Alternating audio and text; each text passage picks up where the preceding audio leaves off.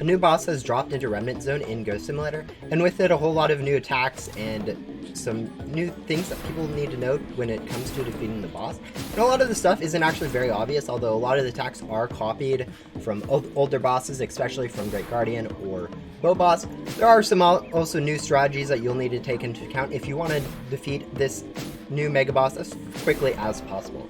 Now, to start off with, the new Megaboss is found here in the Remnant Zone. Not too complicated. We've had this area for a while, and so most people probably already know that something cool was going to be added to this area at the back of the castle.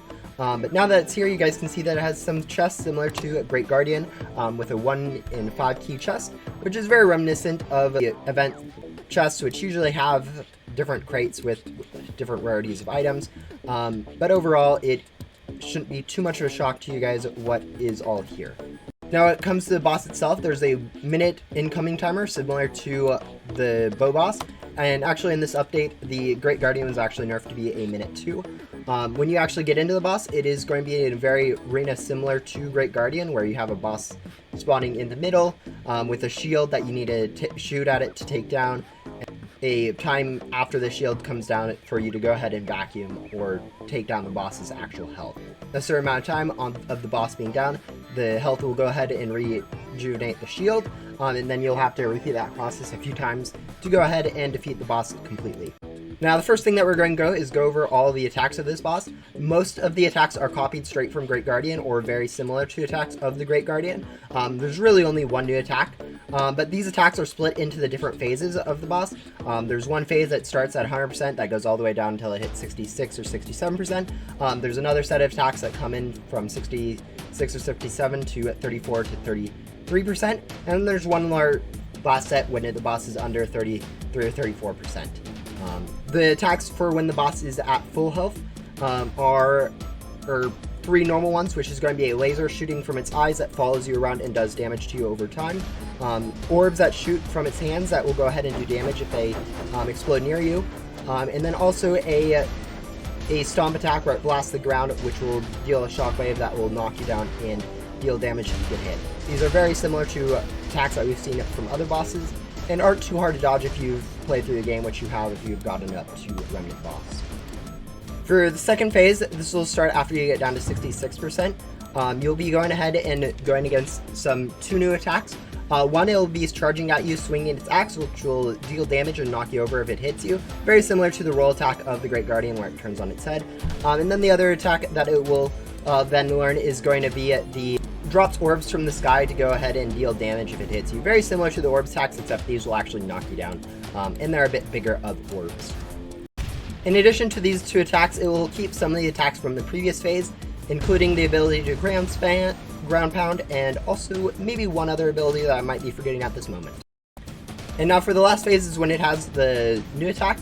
During this phase, it will gain up 2 new attacks. One where it will go ahead and actually teleport behind it 3 random players, dealing damage to them, about 7% damage, and knocking them back. This attack used to be unavoidable and used to deal 10% damage, but has now been changed so that you can actually avoid it if you get far enough away from the boss. In the version 1.38.1, in version 1.38 it was unavoidable, but they did a small patch so it is now actually dodgeable. The other attack that it learns is going to be the jumping into the sky, where very similar to the final boss, it'll go ahead and summon up pillars from the ground where players need to step on them, or they'll get stuck in lava at the bottom, which will deal % base damage over time for any players stuck in them. And those are all the attacks. It'll also, for that 3rd stage, be keeping the big orbs dropping from the sky, and also potentially the chasing with the axe, although I don't remember at this time exactly which one of those attacks are kept. Overall, the boss's attacks are going to be pretty easy to dodge, except for the new one where it teleports behind you. I've not checked to see how difficult that one is. As I said, it used to be unavoidable in 1.38, but at this point it probably has become avoidable, or at least they say it has. Additionally, it isn't going to be too hard since it is a normal, very similar to Great Guardian and Megaboss in its difficulty and time it takes to take down. The only big difference is, as we'll get to later for actually defeating it, you can't actually successfully solo 3-cycle it, since the time that you have to vacuum is not quite enough for you to go ahead and get the 33% damage necessary for each cycle of it to do. So if you're going ahead and doing it solo, you actually have to take down the shield 6 times, because that's 66% and 33% when it changes its stacks. It'll always get back up onto its feet, no matter how long it's been down. Other than that, it will remain on the ground for a set amount of time to actually do the damage. Now, upon defeating the Remnant Guardian boss, you'll go ahead and get some Remnant key drives, which act very similar to the key drives from the Great Guardian fight, with allowing you to open some chests and just overall usage and look very similar to the key drives from there. As I covered earlier, there will be able to unlock those chests from the actual biome, and you can use some boss drops like the double boss drops or boss gum to go ahead and increase these drops if you want.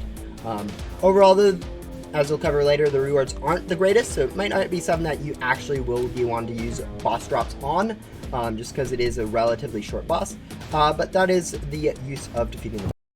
You'll also get, if you're vacuuming the boss when it finally dies, your ectoplasm completely filled, which can be used if you want to grind ectoplasm, although it is going to be better just to go ahead and grind ghosts if you are just trying to fill up your backpack completely. Now, as for an actual overall strategy for this boss, unlike Great Guardian and Final Boss and basically every other boss in Ghost Simulator, there's actually benefits to going into this boss with multiple people. If you're going into this boss solo, you're going to be forced to do a 6 cycle on the boss since you don't have enough time to vacuum, as I said earlier. But if you go into this boss with 2 or 3 people, you can actually if you have only one person vacuuming the boss when it gets dropped and the other people shooting, you can actually do a little bit extra damage over time to be able to actually complete the boss in the 3 cycles, since the additional damage from shooting actually stacks additionally to the vacuum damage. Since no matter how many people you have vacuuming, it'll just count as one person vacuuming on a boss. So if you're going to be grinding this boss, it's actually best to go into public servers and get 1 or 2 other people to go help grind the boss. You can actually play it with more, but I find that it's easier to get 1 or 2 people than 10 or 12. So that's my recommendation. The best way to do this is to be going ahead and all of you guys shooting at the boss like normal, and then when the boss drops, have 1 dedicated person to go ahead and be as close to the boss as possible and instantly start vacuuming when the boss falls, and then the other people keep on shooting the boss with their photon blasters while the boss is down to do a little bit extra damage that is able to push you over the damage thresholds for the 66 and 30% re-health stages for the boss. This can be really helpful since this will half the time that you'll need to spend on the boss, and will also spread out damage from quite a bit of the attacks, since actually the damage from this boss is not that little compared to like Bow Boss or some other bosses where you don't even need to worry about it. So having a little bit more players to spread out that damage is going to be pretty helpful. Additionally, you'll all get the additional drops, so there's nothing really to worry about drop-wise, and it isn't that hard to just have 1 or 2 extra people to be shooting at. And the new perk that you do get from the NPC that you are required to do to unlock this boss is actually pretty helpful for the boss, so will be helpful too. Other strategies obviously is going to be having some of the other perks like jetpack, but most of you guys already know how bosses work with the perks and stuff, so you guys can probably figure out which perks is going to be helpful for that, since this is kind of at the end. When it comes to the actual rewards from this boss, it's actually not that great. As I said, you get Remnant key drives, which allow you to open these chests. But the stats from these chests, like when you compare these to like Final Boss or whatever, these actually have pretty low stats in comparison, since it is only rare, legendary, and godly in terms of pets. So rather than the insane stats that you have of some of the stuff from the Final Boss crate, like the Cloud State specifically, but also even some of the corrupteds that you can get from the dev heads are actually really good stats. In comparison, these stats are actually pretty meaningless. So if you are looking for stat pets, this is probably not going to be the boss to go ahead and grind. It's going to be very similar to the Great Guardian in that respect, where no one really actually cares about any of the stuff from the chests, since they are pretty easy to get, and also at the same time not really worthwhile stat-wise. So really the only reason to be going ahead and grinding this boss is going to be for completion for now. At some point in the future, they probably will add a 250 key drive mythical, which will probably again have pretty bad stats based on how devs seem to be scaling stats. Probably going to be very similar if it does get released, similar to Glitch Ghost, so slightly higher than that of a Divine in one respect, but the same stats in the important respect of your sell rate. And yeah, so overall, not the best boss, but if you are looking to grind, you are going to need to grab 1 or 2 other people to go ahead and grind it at the most efficiency, and good luck if you are planning on doing that. Anyways, in the near future, probably Monday, I'll be going ahead and doing a stream where I grind this myself. Just go ahead and fill out my own index for the new pets in the journal, since that is something I do need to keep up with. Assuming they did add it to the journal, which they may not have. Nope, it's right there. No, that's not it. Alright, it looks like it's not in the journal yet, but eventually it will be, and having the collection for when it is in the journal is probably going to be important if you are looking to get 100%. But anyways, that is all for this video. Hopefully this video does help you with the Remnant Guardian boss, especially with the recent changes in 1.38.1. It shouldn't be as hard as it was before, and most of you guys that do get to it should have already done the final boss and Great Guardian enough to be able to pretty easily solo it if you want, or efficiently do or triple it, since it isn't that hard. Anyways, that is it for this update. Hopefully you guys are enjoying this update as much as I am, especially to stay on the store. I know some people are going to like that with the cheaper game passes for a limited time. But yeah, I will see you guys on Monday for hopefully a grind stream. Bye!